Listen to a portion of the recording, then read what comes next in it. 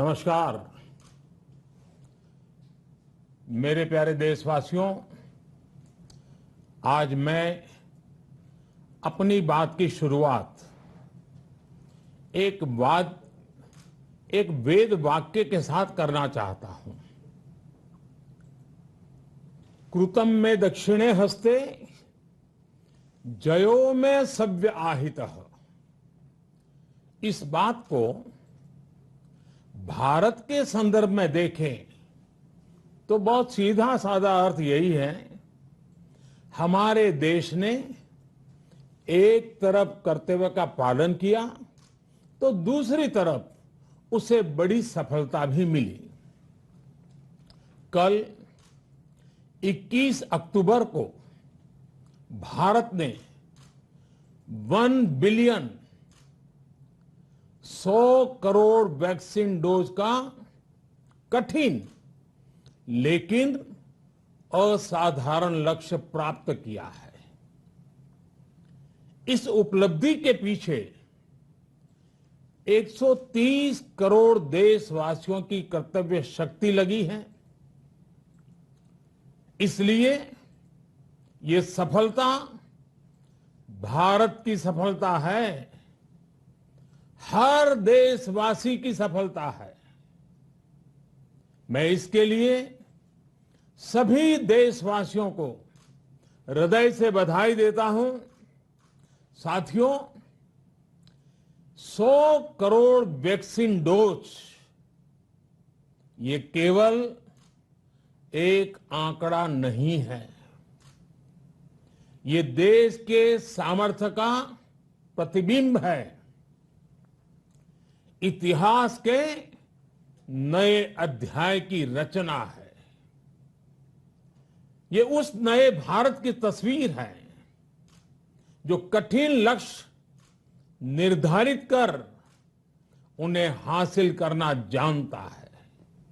ये उस नए भारत की तस्वीर है जो अपने संकल्पों की सिद्धि के लिए परिश्रम की पराकाष्ठा करता है। साथियों, आज कई लोग भारत के वैक्सीनेशन प्रोग्राम की तुलना दुनिया के दूसरे देशों से कर रहे हैं। भारत ने जिस तेजी से 100 करोड़ का 1 बिलियन का आंकड़ा पार किया है, उसकी सराहना भी हो रही है। लेकिन इस विश्लेषण में एक बात अक्सर छूट जाती है कि हमने ये शुरुआत कहां से की है। दुनिया के दूसरे बड़े देशों के लिए वैक्सीन पर रिसर्च करना, वैक्सीन खोजना, इसमें दशकों से उनकी महारत है, एक्सपर्टाइज थी। भारत अधिकतर इन देशों की बनाई वैक्सीनेशन पर ही निर्भर रहता था। हम बाहर से मंगवाते थे। इसी वजह से जब 100 साल की सबसे बड़ी महामारी आई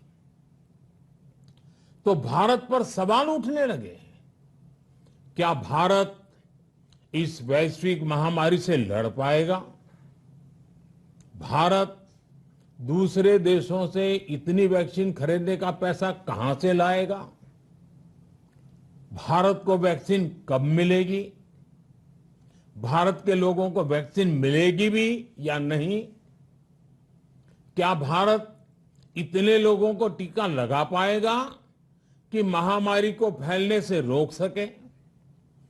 भांति भांति के सवाल थे। लेकिन आज ये 100 करोड़ वैक्सीन डोज हर सवाल का जवाब दे रहा है। भारत ने अपने नागरिकों को 100 करोड़ वैक्सीन डोज लगाई है और वो भी मुफ्त, बिना पैसा लिए। साथियों, 100 करोड़ वैक्सीन डोज का एक प्रभाव ये भी होगा कि दुनिया अब भारत को कोरोना से ज्यादा सुरक्षित मानेगी। एक फार्मा हब के रूप में भारत को दुनिया में जो स्वीकृति मिली हुई है, उसे और मजबूती मिलेगी। पूरा विश्व आज भारत की इस ताकत को देख रहा है, महसूस कर रहा है। साथियों, भारत का वैक्सीनेशन अभियान सबका साथ, सबका विकास, सबका विश्वास और सबका प्रयास का सबसे जीवंत उदाहरण है। कोरोना महामारी की शुरुआत में ये भी आशंकाएं व्यक्त की जा रही थी कि भारत जैसे लोकतंत्र में इस महामारी से लड़ना बहुत मुश्किल होगा। भारत के लिए, भारत के लोगों के लिए ये भी कहा जा रहा था कि इतना संयम, इतना अनुशासन यहां कैसे चलेगा। लेकिन हमारे लिए लोकतंत्र का मतलब है सबका साथ। सबको साथ लेकर देश ने सबको वैक्सीन, मुफ्त वैक्सीन का अभियान शुरू किया। गरीब, अमीर, गांव, शहर, दूर सुदूर, देश का एक ही मंत्र रहा कि अगर बीमारी भेदभाव नहीं करती तो वैक्सीन में भी भेदभाव नहीं हो सकता। इसलिए यह सुनिश्चित किया गया कि वैक्सीनेशन अभियान पर वीआईपी कल्चर हावी न हो। कोई कितने ही बड़े पद पर क्यों न रहा हो, कितना ही धनी क्यों न रहा हो, उसे वैक्सीन सामान्य नागरिकों की तरह ही मिलेगी। साथियों, हमारे देश के लिए ये भी कहा जा रहा था कि यहां ज्यादातर लोग टीका लगवाने के लिए आएंगे ही नहीं। दुनिया के कई बड़े विकसित देशों में आज भी वैक्सीन हेजिटेंसी एक बड़ी चुनौती बन गई है। लेकिन भारत के लोगों ने 100 करोड़ वैक्सीन डोज लेकर ऐसे लोगों को निरुत्तर कर दिया है। साथियों, किसी अभियान में जब सबका प्रयास जुड़ जाता है तो परिणाम अद्भुत ही होते हैं। हमने महामारी के खिलाफ देश की लड़ाई में जन भागीदारी को अपनी पहली ताकत बनाया, फर्स्ट लाइन ऑफ डिफेंस बनाया। देश ने अपनी एकजुटता को ऊर्जा देने के लिए थाली बजाई, दिए जलाए। तब कुछ लोगों ने कहा था कि क्या इससे बीमारी भाग जाएगी। लेकिन हम सभी को उसमें देश की एकता दिखी, सामूहिक शक्ति का जागरण दिखा। इसी ताकत ने कोविड वैक्सीनेशन में आज देश को इतने कम समय में 100 करोड़ तक पहुंचाया है। कितनी ही बार हमारे देश ने एक दिन में 1 करोड़ टीकाकरण का आंकड़ा पार किया है। ये बहुत बड़ा सामर्थ्य है, प्रबंध कौशल है, टेक्नोलॉजी का बेहतरीन इस्तेमाल है, जो आज बड़े बड़े देशों के पास भी नहीं है। साथियों, भारत का पूरा वैक्सीनेशन प्रोग्राम विज्ञान की कोख में जन्मा है, वैज्ञानिक आधारों पर पनपा है और वैज्ञानिक तरीकों से चारों दिशाओं में पहुंचा है। हम सभी के लिए गर्व करने की बात है कि भारत का पूरा vaccination programme science born, science driven और साइंस बेस्ड रहा है।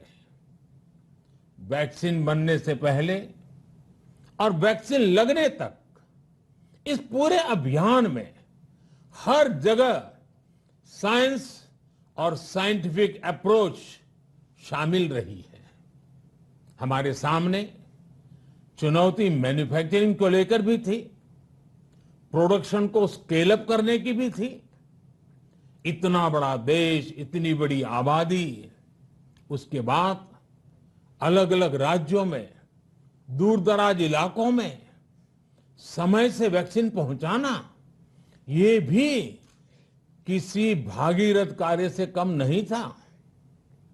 लेकिन वैज्ञानिक तौर तरीकों और नए नए इनोवेशन से देश ने इस चुनौतियों के समाधान तलाशे असाधारण स्पीड से संसाधनों को बढ़ाया गया।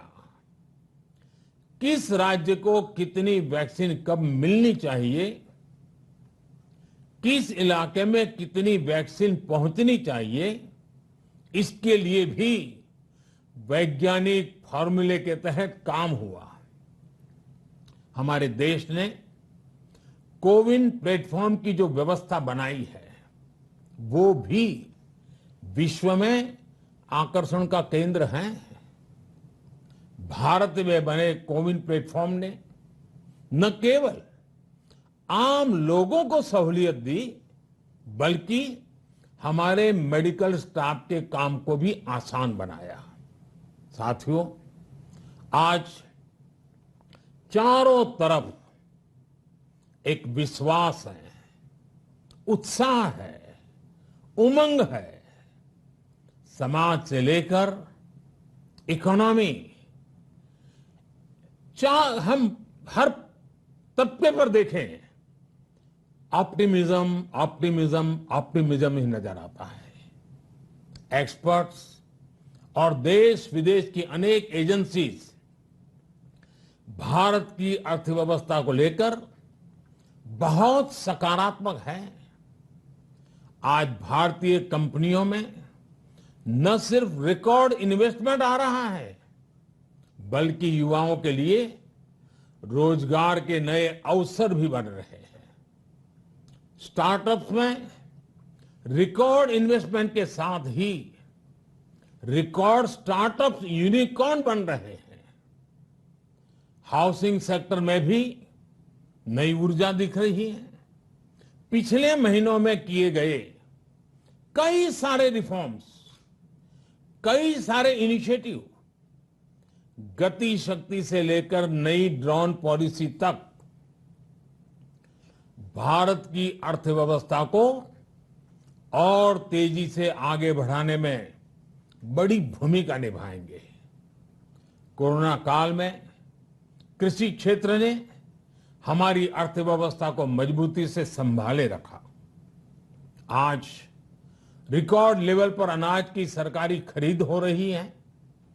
किसानों के बैंक खातों में सीधे पैसे जा रहे हैं। वैक्सीन के बढ़ते हुए कवरेज के साथ साथ आर्थिक सामाजिक गतिविधियां हो, खेल जगत हो, टूरिज्म हो, एंटरटेनमेंट हो, सब तरफ सकारात्मक गतिविधियां तेज हो रही हैं। आने वाले त्योहारों का मौसम इसे और गति देगा और शक्ति देगा। साथियों, एक जमाना था जब मेड इन ये कंट्री, मेड इन वो कंट्री, इसी का बोलबाला था, बहुत क्रेज हुआ करता था। लेकिन आज हर देशवासी ये साक्षात अनुभव कर रहा है कि मेड इन इंडिया की ताकत बहुत बड़ी होती है। और इसलिए आज मैं आपसे फिर ये कहूंगा कि हमें हर छोटी से छोटी चीज जो मेड इन इंडिया हो, जिसे बनाने में किसी भारतवासी का पसीना बहा हो, उसे खरीदने पर जोर देना चाहिए। और ये सबके प्रयास से ही संभव होगा। जैसे स्वच्छ भारत अभियान एक जन आंदोलन है, वैसे ही भारत में बनी चीज खरीदना, भारतीयों द्वारा बनाई चीज खरीदना, वोकल फॉर लोकल, ये हमें व्यवहार में लाना ही होगा। और मुझे विश्वास है सबके प्रयास से हम ये भी करके रहेंगे। आप याद करिए, पिछली दिवाली हर किसी के मन मस्तिष्क में एक तनाव था, लेकिन इस दिवाली 100 करोड़ वैक्सीन डोज के कारण एक विश्वास का भाव है। अगर मेरे देश की वैक्सीन मुझे सुरक्षा दे सकती है, तो मेरे देश का उत्पादन, मेरे देश में बने सामान मेरी दिवाली और भी भव्य बना सकते हैं। दिवाली के दौरान बिक्री की एक तरफ और बाकी साल की बिक्री एक तरफ होती है। हमारे यहां दिवाली के समय, त्योहारों के समय बिक्री एकदम बढ़ जाती है। 100 करोड़ वैक्सीन डोज हमारे छोटे छोटे दुकानदारों, हमारे छोटे छोटे उद्यमियों, हमारे रेहड़ी पटरी वाले भाइयों बहनों, सभी के लिए आशा की किरण बनकर आई है। साथियों, आज हमारे सामने अमृत महोत्सव के संकल्प है, तो ऐसे में हमारी ये सफलता हमें एक नया आत्मविश्वास दिलाती है।